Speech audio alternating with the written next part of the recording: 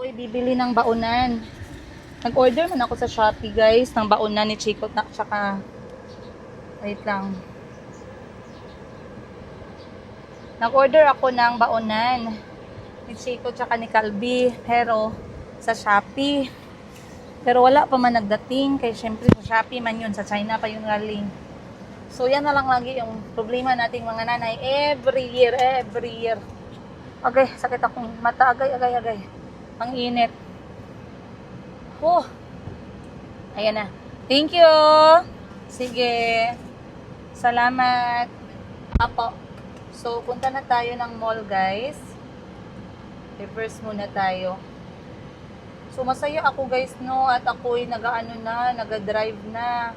Kasi dati, hindi man talaga ako nag-drive. Kaya hindi ako confident. Baka yung thinking ng utak ko, yung driver side is yung kabila, baliktad.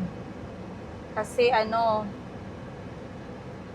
sa Uganda kasi ganun.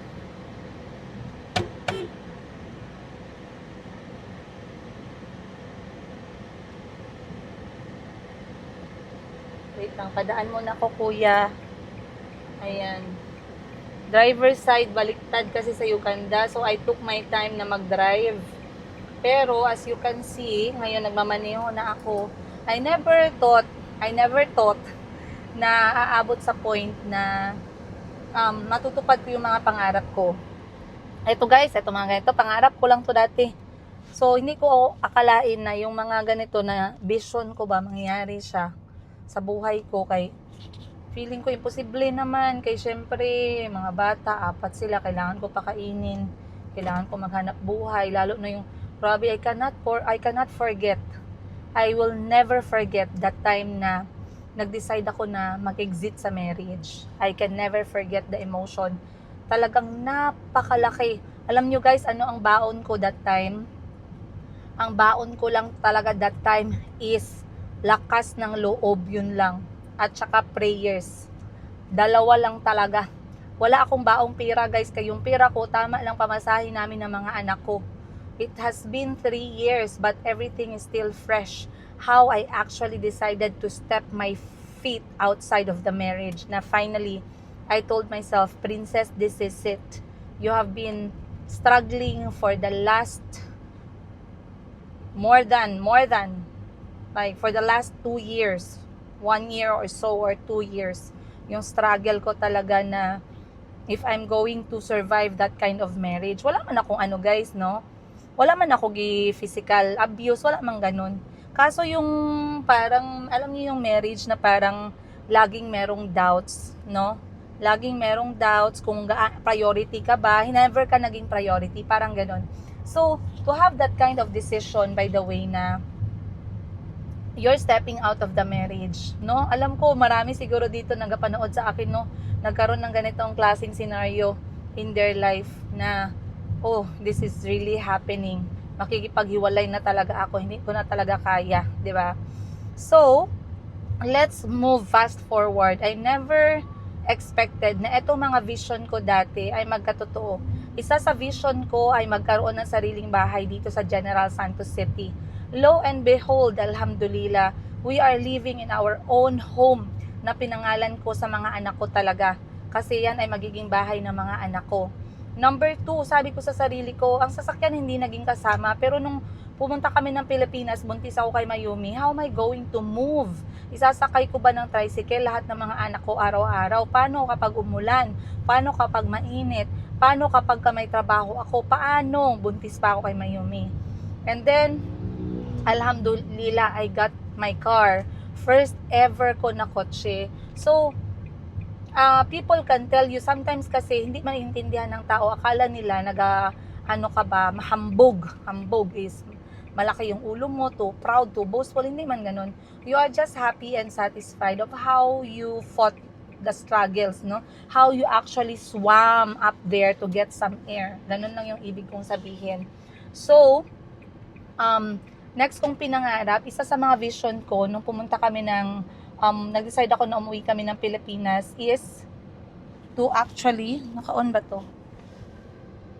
Yes, is to actually have negosyo. Hindi ako ng negosyo na malaki. Alam nyo, nanood ako ng movie, no? Yung Aladdin, kasama yung mga anak ko. Yung Aladdin na, nandyan si Will Smith. And he said something that resonated to me. Sabi niya kay Aladdin, what's your first wish? Oh, let me think. Sabi niya ganon. I'm sure your first wish will be like other people who became my master. Money, sabi niya ganon. But I promise you, sabi ni Genie, ni Will Smith, I promise you, there is no amount of money that can satisfy a person. That is very true. Very, very true. And if you think that people na maraming pera, maraming negosyo, walang problema, ay kabaliktaran kayo, day, mga dudong. Baliktad talaga kayo, day. Huwag niyong pangarapin yung buhay ng iba na maraming negosyo. Okay, pwede niyo pangarapin yon, pero pag pinangarap niyo yon, siguraduhin niyo din na kaya ninyo yung kaakibat na responsibilidad. Example, anong responsibilidad? Madami ka ng pira, wala ka ng responsibilidad. No! Responsibilidad mo na galawin yung negosyo mo. Responsibilidad mo na patakbuhin yung mga employees mo. Responsibilidad mong gumising nang wala sa oras kapag may problema yung negosyo mo. Ang dami mong responsibilidad. Huwag niyong pangarapin yung buhay ng iba kasi baka hindi niyo kaya.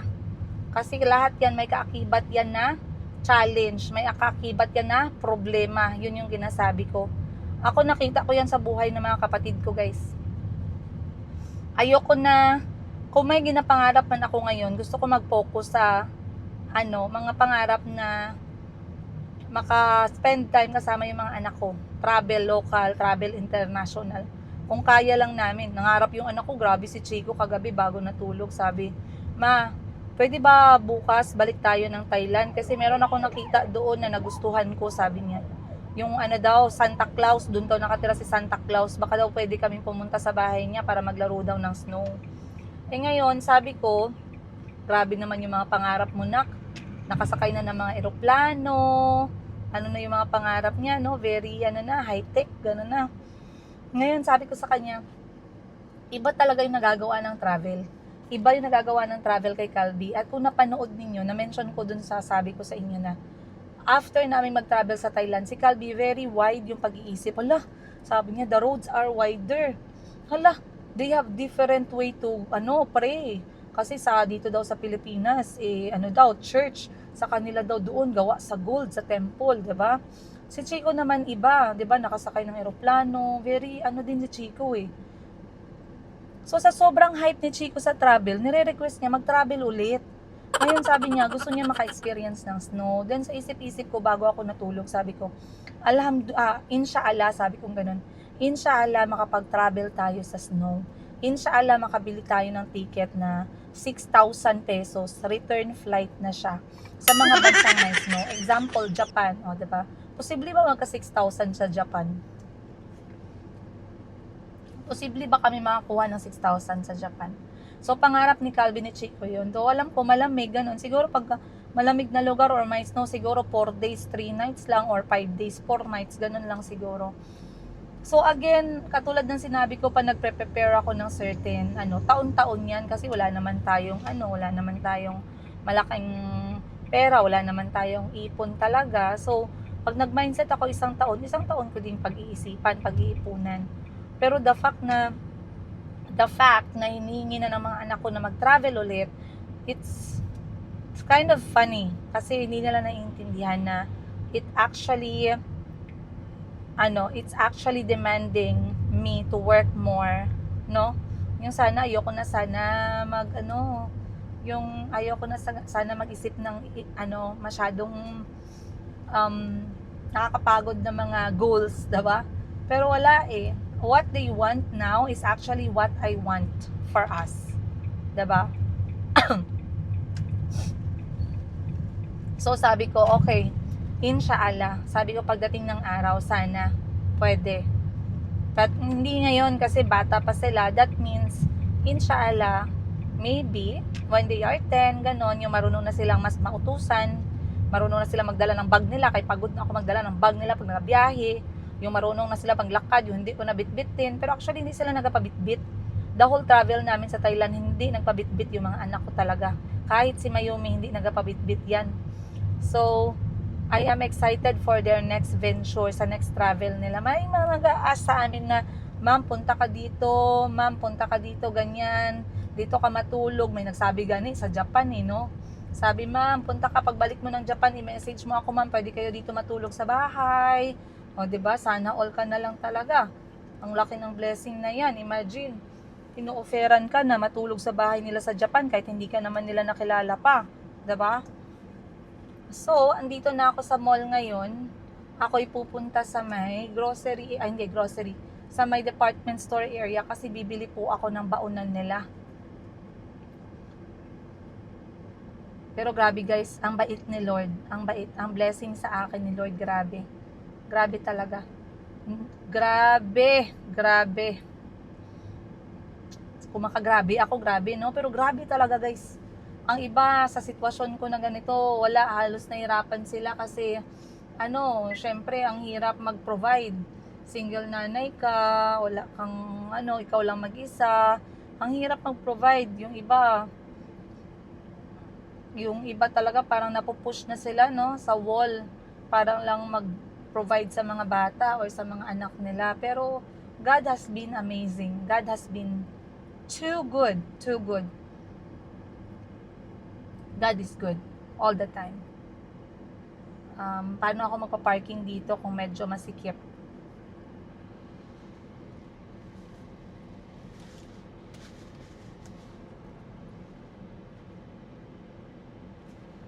Try natin mag-parking.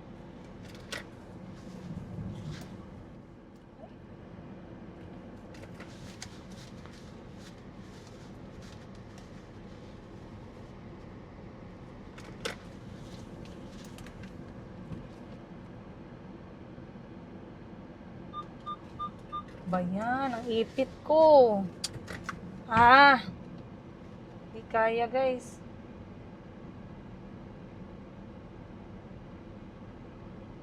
Di kaya, ang sikip. Ang sikip. Ito na lang oh. Kaso ang layo na naman ito.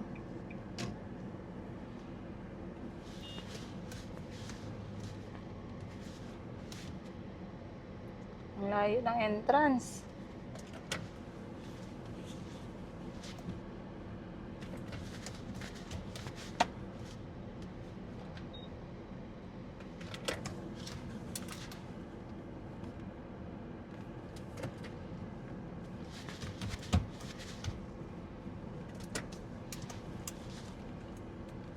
Grabe.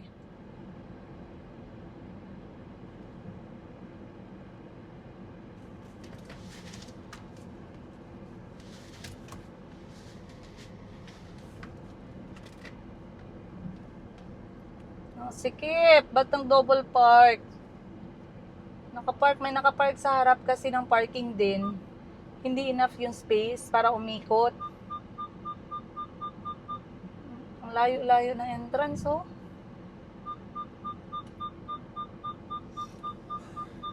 Madali lang ako guys, kay baunan lang talaga yung kailangan ko dito. Pero grabe, sobrang init. Baunan lang para bukas or para next week. Kasi wala tayong magawa, kahit takot ako na magbalik ang mga bata sa paaralan kasi wag naman sana mangyari sa lindol, wala ako magagawa. Kailangan nang pumasok ng mga bata talaga sa paaralan guys, otherwise yung pag sabihin mo kasi sakuna, hindi mo malalaman yung sakuna, never na never mo malalaman kung kailan mangyayari, yun lang. Kasi kung takot ka ngayon, hanggang kailan mo mag-get over yung takot mo? Hanggang kailan ka makaka-move on sa takot mo? Habang buhay ko bang itatago yung mga anak ko? Yun yung lagi kong iniisip.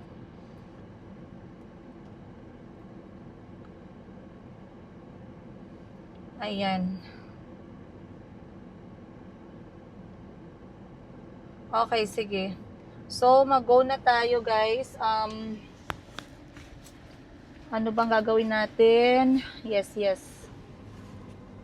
Ako'y pupunta na sa loob. Hindi na ako magdadala ng guys, ng bag. Kasi ang bigat-bigat. Susi na lang. Dami ko pa ding dala. Alam mo, ayoko sana magdala ng madami, pero tinan nyo guys. Dapat talaga pagkatapos ng isang bag na malaki, may isang bag na maliit na nakasteady lang dito sa loob ng kotse. Parang siyang tote bag na maliit lang ba na pwede ko lang lagyan ng mga maliliit na bagay. And then pasok sa loob. Pero ito lang yung meron ako, para naman akong abogada nito. Na pa-process ng kaso. Wait lang, ano bang gagawin ko ngayon? Mabigat nga siya, no? Sige, ito na lang siguro, okay na to. Alright guys. Guys, ngayon ako natapos mag-grocery. Time check 4:30. Nagpasok ako alas 3, 1 hour and a half ako sa loob. Kay nag-ano pa man ako guys, nag-canvas, nag-grocery pero canvas ginawa muna, di nag-take time.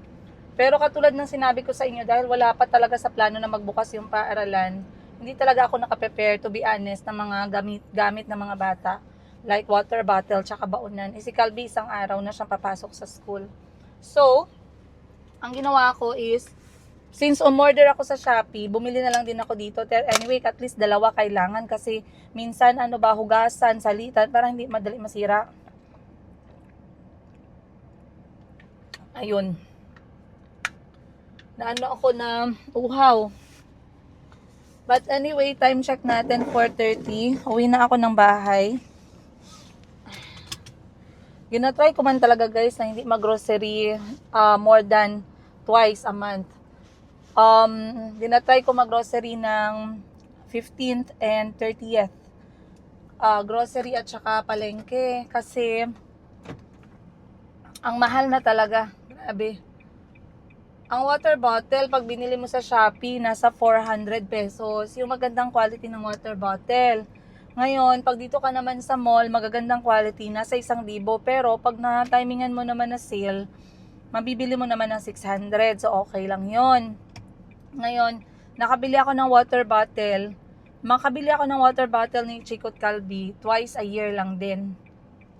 Last year, 2 beses ako nakabili. And then, ngayong year na to, school year na to, ito pa yung unang water bottle na binili ko. Yung ikalawa nasa Shopee pero hindi pa nga dumating. Pero grabe guys. Imagine. Ngayon lang ang binili ko. Ginatry ko man guys no na hindi magbili ng mga biskwit kay kung pwede pa lang yung mga homemade lang na mga merienda sa school. For example, yung tinapay na may peanut butter, ganun, or waffles or pancake, ganun ginagawa lang sa bahay ba no? Pero minsan kasi gahol sa oras, minsan pagod din ako, so nagabili ako ng mga biskwit. Pero makaano lang ba, medyo maka-guilty lang kay mga biskwit manggod, mostly mga matatamis. Minsan lang ka makakita ng mga biskwit na hindi matamis, ang breadsticks, eggnog, ganun. Oreo, grabe yung sugar. Tapos ngayon, naghanap ako, natagalan ako guys, kasi nag-decide ako sa gatas. Gatas man yan ang ginainom ni Chico tsaka ni Calby, yung plain white milk, fresh milk, full cream milk. Kaso nga, wala silang maliliit. Puros lahat malalaki. So, sabi ko, patay, walang silang gatas sa break time. So, sabi ko, kausapin ko muna sila na kung walang gatas, magtubig lang. Tas yung gatas nila, sa bahay na lang nila i-take.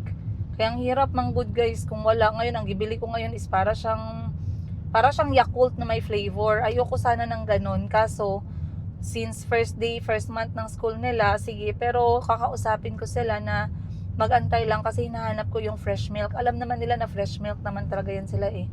Fresh milk o tubig. So, ngayon lang, yung baon na ng tubig nila, 600. 600 agad. Dalawa sila, o di 1,200. Si Calby, magbabaon na ng pananghalian. Another baon na naman yun. Sumasakit yung eyeball ko. Pag nai-stress ako, ang dami-daming gastusin, sumasakit yung eyeballs ko. Hindi eyeball, eyeballs. Plural kasi dalawa. But, well, this is life. Yan naman talaga yung buhay, you know? Kaya nga sabi ko nga sa sarili ko, sabi ko, Lord, baka may plano ka pa, Lord. Huwag mo nang ituloy. At kung itutuloy mo man, Lord, antayin mo, magpapalaygate muna ako. Magpalaygate kahit walang partner. Wala lang, gina-joke ko lang yung sarili ko. Yan na naman kayo eh. May mga basher na matated na naggrabe ka. Ano? Seryoso sa buhay. Joke-joke lang ko diyang akin guys. Pero anyway, may nag-comment sa akin, ma'am, parang napansin ko lang, ma'am, galit ka sa mga nag-comment ng negative. Hindi man ako galit. Bigyan nyo naman ako ng pagkataon na mag-explain. Oh, pwede mag-explain. Hindi naman tayo pipi na hindi tayo mag-explain. Hindi man ako nagalit nun kay Ma'am Liz Mercado. Nag-explain lang man ako kay sabi niya na confused daw siya. So I really wanted to speak out para hindi siya ma-confuse. Kaya actually ako ang na-confuse sa kanya. Grabe yung confused mo, madam. P-Y-U-S, confused. Ako talaga yung na-confuse sa kanya kasi hindi ko maisip kung saan banda nawala yung self-respect at saan banda kinalimutan ang prinsipyo. Feeling ko akala ni ma'am, nag-assume na nagkabalikan kami ni Mr. Higa. Ito for the record, hindi po kami nagkabalikan ni Mr. Higa. Alright? Again, for the record, hindi po kami nagkabalikan ni Mr. Higa. Okay? Ang ginagawa po ni Mr. Higa ay nagsusustento. Ang ginagawa naman ni ex-Mrs. Higa, ex pero Mrs. Higa, ang ginagawa ko, tumatanggap ng sustento. Yun yung role doon. Okay, wag malito. Wag mag-overthink. Wag mag-overthink ang person. But anyway, overthinking part na yan ng buhay natin, no? Let's just hope sometimes snap natin yung sarili natin. Wait, ganon, snap. Na, uy, nag-overthink ka, stop it, ganon, no? But yeah, it has been a very productive day. Morning time. Pinaayos ko yung wiper ng kotse sa likod kasi 'di ba naguba matong wiper, guys, no? Kay gitripan matong wiper. Na ako yung feeling na ang nagsira ng wiper is yung feeling na kapitbahay na akala niya kanya yung lupa na nilalagyan ko ng kotse minsan kasi doon daw siya nag-park. So anong ginawa niya? Sinira niya, guys, para hindi na ako mag-park doon. Ang ganoon ang feeling ko. Number 2, pagkalagay nun, dumiretso na ako sa tindahan ng kapatid ko. Nag-deliver na ako nagbenta-benta ako ng mga 18 karat Saudi gold. And then pagkatapos nun, ano ba ginawa ako pagkatapos? Nag-grocery para sa mga bata. Gatas nila, tinapay, baon sa school, baon na ng tubig, baon na ng pagkain, ganon. And then, ano pa ba? Yun lang. Ngayon uuwi na ako kasi mamaya, guys, alas 7, magla-live selling po ako. So buhay na buhay pa din yung negosyo natin. And sa mga nagtatanong anong nangyari dun sa laundry business, nag-share na ako ng content about dyan kung saan sinabi ko na nilet go ko sa kaibigan namin na maraming laundry shop yung laundry business ko kasi nga yung hinanakit ko dun sa laundry business na pangit yung location. Ang dami kong competition na ang baba ng kanilang presyo. Tapos, yes, ang baba ng presyo nila, hindi ko kayang buhayin yung negosyo at makipag-compete sa kanila. Nung una, nag-compete ako pero it was not working. So, I had to let go. Ganun naman talaga ang negosyo eh. Close, open, close, open, close, open, ng close, open. Wag lang good tayo maging negative good sa buhay, guys, no? Maging positive lang good tayo, guys. Pero guys, meron akong good news sa inyo ba? Yan. Bago matapos tong taon na to, inshallah, something good is really going to happen. Bago matapos ang 2027, something really, really, really good is going to happen. Inshallah ngayong taon, no? But ayoko munang sabihin sa inyo yan. But it is something that excites me very, very much. Kasi, hindi ko naman siya igiisip na mangyari siya sa buhay ko. Pero eto na nga. Mangyayari na nga siya. Oh my gosh. Naubusan tuloy ako ng boses. So, bago ako umuwi ng bahay, dadaan ako sa Patahian. Kukunin ko po yung uniforme ni Chico ninyo. Kasi si Chico ninyo ay papasok ng sabay-sabay tayo, naka-uniforme. Diba? Naka-uniforme siya. So, mag-uniform si Dodong Chico, guys. Dodong Chico. Mabilis na yan magbisaya at saka magtagalog si Dodong Chico, guys. Grabe. Fluent na yan. So, anong baon ni Chico? Si Chico kasi, pagka na-disappoint, parang sakit sa dibdib, no? Parang, ba't yung bata mayroong Ba't yung bata, may palaman yung biskwit niya, akin pita, wala pang palaman. Parang ganun eh. So, siguraduhin natin na may palaman. Tapos natutuwa ako guys, kay grabe man talaga yung blessing, no? Nakita nyo man ako, nagtatrabaho ako guys, pero meron pa din talaga nagamahal sa mga anak ko. Princess Higa, wag mo na ibigay yung sukli, ibigay mo na yan sa mga bata, ibili mo na yan ng gatas, o ganun. Princess Higa, wag mo na ibalik dito ang sukli, ibili mo na yan ng biskwit ng mga bata, mga Jollibee. Grabe naman kayo, ma'am, nagtatrabaho. Ganyan nila kamahal ang mga anak ko, Chico, Calvi, Mayumi. Blessed, so blessed. Kaya nga sabi ko sa inyo no, God has been so good with capital G-O-O-D sa buhay namin ng mga anak ko. He has been amazing. He has been watching. O, diba? He has been watching. God is good, alhamdulillah. Sana lang talaga, Lord, pahabain mo pa yung buhay ko, Lord. Yan. Alam ko, Lord, minsan maingat man tayo mag-drive, no? Pero minsan may mga tao man na hindi maingat. So, there's nothing you can do. Mag-pray ka na lang talaga. Okay, so first things first. Time check 4:30. Makapahinga pa ako ng mga 2-3 oras bago magsimula ng live selling mamaya. Magbili naman kayo ng mga benta ko, guys, na damit, guys. Tsaka mga non-tarnished na gold from Denmark. Non-tarnished jewelries from Denmark pala. Then may nag-comment sa akin taga Denmark, sabi ni tita, ang ganda ng mga negosyo mo na non-tarnished from Denmark ha, in fairness naman talaga. Ang mga non-tarnished na yan dito sa Denmark, ang gaganda talaga ng quality, sabi ni madam. So happy ako kasi alam pala ng mga Pilipino, no? Very good. O baka specifically itong brand supplier ko talaga ay napakagaling. Wala na naman akong gasolina. Ubos na naman gasolina ni Princess Higa. Yung takbo ng kotse ko, guys, city hanggang bahay, bahay hanggang city. Ang boring ng buhay ko, guys, no? Hindi man boring.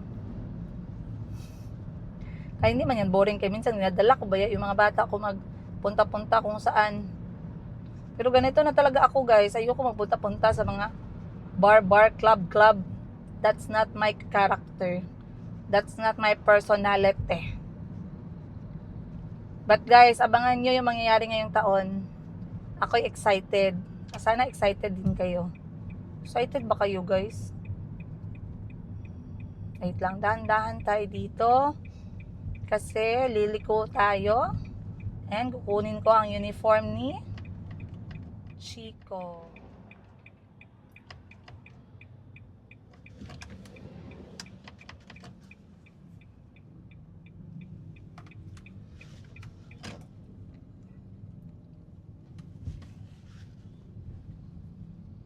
Chocolate. Choco. Chocolate. Kunin man natin yung uniform.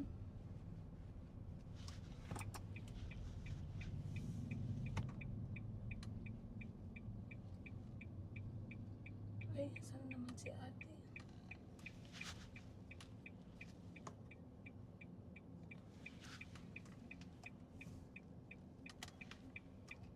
Sayang dun sana.